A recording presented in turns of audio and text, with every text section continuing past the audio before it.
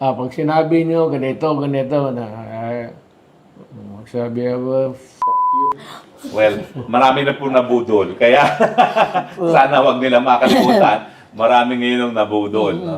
Well, dito naman po tayo sa ating mga kakampi sa Maisog. No?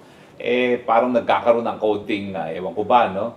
Issue na di umano, itong si June Ibasco daw, si Cabsec, ay Heads dating Maisog. NPA, no? Na nakikipag-ugnayan pa rin sa NPA, no?